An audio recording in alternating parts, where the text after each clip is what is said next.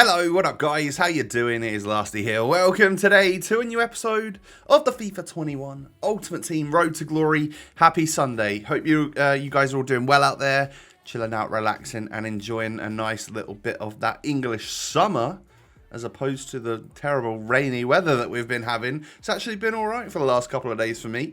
Hope it has for you too. Now, as it is Sunday, I do like to do a deal with you. I couldn't promise anything last week, but this week, if you do me that huge favour and smash the thumbs up, if I see 4,000 likes by around 8 PM, I will put the second video of the day live.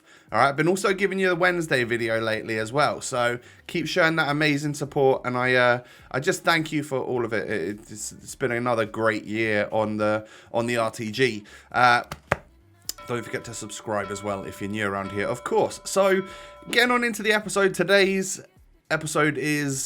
first episode, should I say, because I trust that you guys are going to hit that like target, is all about taking this brand new team of mine into the weekend league. I need to start it, don't I? I need to get going on that.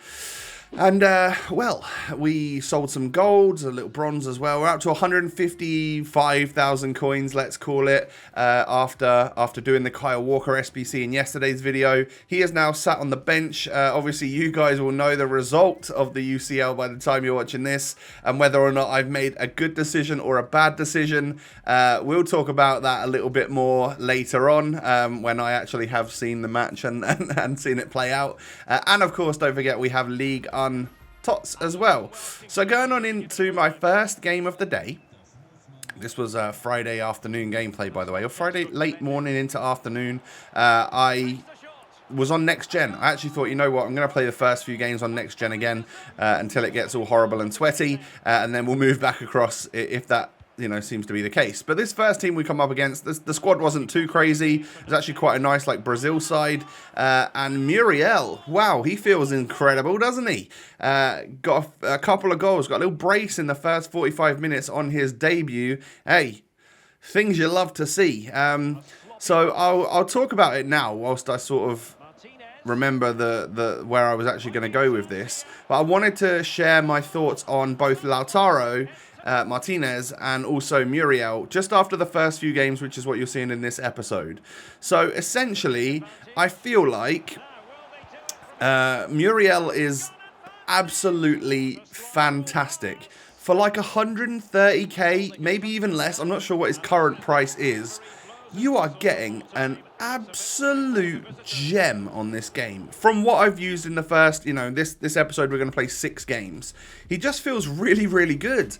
I love him. I've been enjoying him. Now, he doesn't feel too clunky. I miss the fact that he doesn't have 5-star skill moves, and my normal strike force does.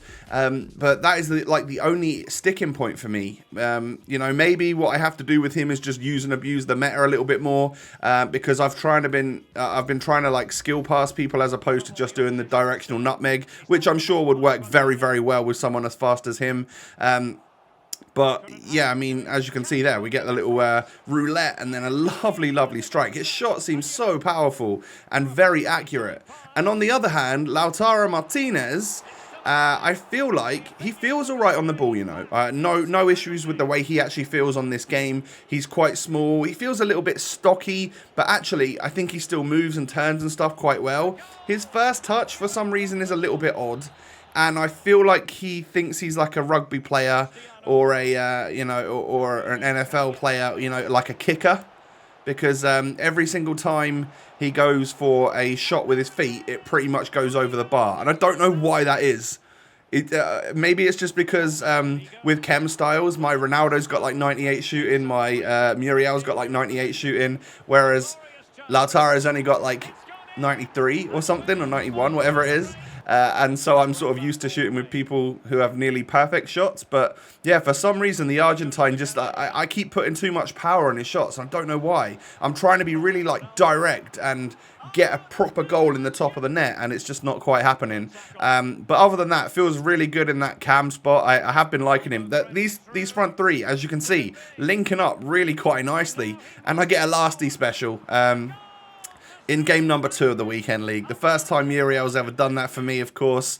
I often mess them up, which is why you haven't been seeing them as much lately. And, of course, they nerfed them a bit. But when I was 4-1 up in the weekend league, I was like, you know what? I can risk not scoring from this opportunity. Let's try and get a nice goal for the video. Into the second half we go then. And as you can see, that man Martinez assisting again. He is going to come away with quite a lot of assists, I'm pretty sure, this weekend. I'm just wondering if there's another... You know, I've got another Serie A player in my club that hasn't even made it to my bench or reserves at the moment, is Caicedo, who looks a very similar player.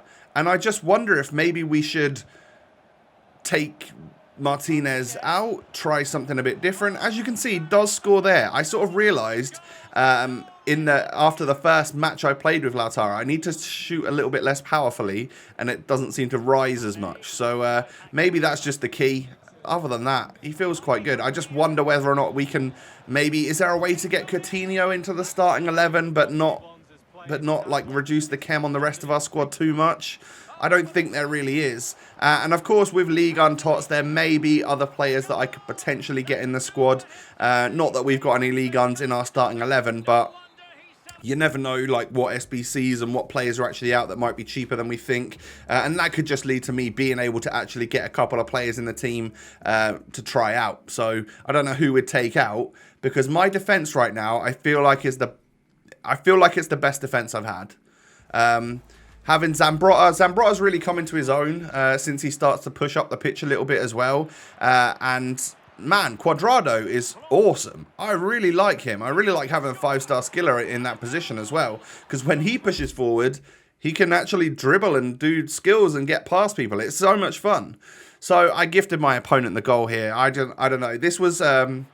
I think he was playing exactly the same as me, a really aggressive 4-3-1-2, but he was better at me than me at doing so, because I could hardly get a sniff of anything, and every time I got the ball, I was hounded down, pressured, team pressed. I found it very, very difficult, and, you know, just made a button error there and actually basically gifted in the first goal. He did make it 2-0, however, and once I threw the kitchen sink at him from about the 65th minute to try and get back in this game, we were able to get a goal with the super sub Coutinho. Brought on a skiller, thought that might help me, of course. But you know what? He just kept pushing and ends up getting a goal there with Baku. I mean, that's tragic for me. How am I letting that in? And I think it goes from bad to worse here, just because I haven't got enough. haven't got enough defenders about, seems as I've literally gone constant pressure, all-out attack. And I was annoyed that that one went in. Like, I feel like I should clear that properly. Annoyed at myself that we didn't, or we weren't able to, really. So 4-1, I'd pretty much lost this game. Instead of sitting forward and putting the pressure on, I decided, you know what, I'm just going to sit back, relax, and play my game out. And actually, I scored within a couple of minutes. So then I sat straight back up again and thought, hey, why not try and get back into it?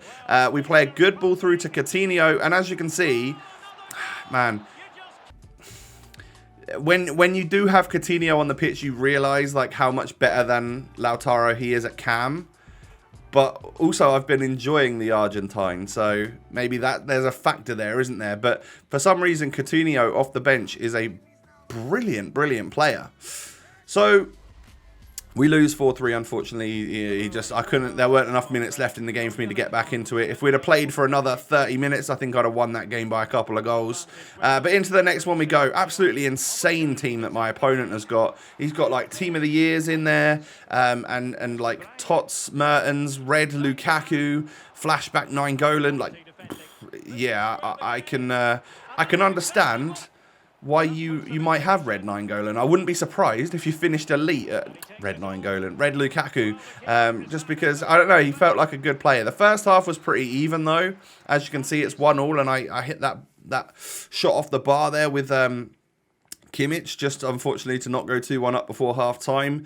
But the second half was a completely different display, and you'll witness it right now. So Essien knocks it through to Coutinho, brought him on again, and Kimmich this time ball rolls the goalkeeper and is able to score. I think he scored both my goals in this game, and then I think he actually scores for my opponent right now as well. Kimmich is another level of great on this game. I've really started to settle with him now. Him and Goretzka are fully coming into their own, by the way. Goretzka playing a right centre mid spot is actually getting goals for me, as you will see throughout this episode. Finally, I go behind against this guy, Romelu Lukaku scores. And then, for some reason, the floodgates open. I don't know what I did or what he did that was different. It felt like he was an alright player that then gave the controller to his brother, whose name is Tex, and plays FIFA professionally. Not that good, of course, but like just generally everything went bad for me as soon as he got that 3-2 goal. It sucks. I end up losing this like 7-3, 7-2, something like that. But as you can see, he's just doing some lovely movement with the ball. I can't get near him, and I don't know how that happened. He wasn't doing that before. But yeah, okay, we just get smashed. So unfortunately for me, that's unfortunate that one falls to Mertens after we kind of did finally defend DePaul. But yeah, it's 7-2 right now. I do end up pushing through here, knocking it to Goretzka, who does get a goal for me, and then like he'll actually score in the next couple of games as well. And I do my celebration. For some reason, he only started celebrating once he was winning, and that's why I've put this relaxation on. Just if anyone was doing it for any particular reason, I don't care that I'm 7-3 down. We can just sit there and relax for a bit. But anyway, we lose 7-3, like resoundingly as well. He deserved that win. So GG's to you, bro. And we're 2-2. So that was me done on next gen. I was like, yeah, I'm coming off of that now. It's just easier on old gen. It just is. I want to play on the better graphics, and I say this every single week, but once it starts getting a little bit difficult and you realise that you're 2-2 in the weekend league, maybe, just maybe, you should go back onto the console where things tend to be a little bit easier. And we come up against this. This looks like a team that I can beat. Bamford up front with Moments Giroud. I'm like, yeah, I think that's not really up to the power curve right now. Ronaldo knocks it through, and this is what I'm talking about, Goretzka. He is just bombing down that right-hand side and scoring some goals for me. He's overlapping really well. He does it again here. Look at that. We've actually got a bit of width.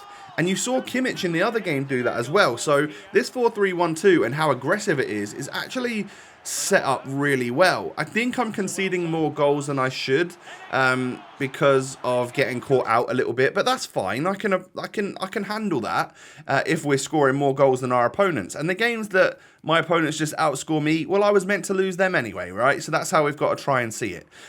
So a nice 15-minute rage quit as soon as we get back onto old gen. Okay, and yeah, literally it felt like a completely different game.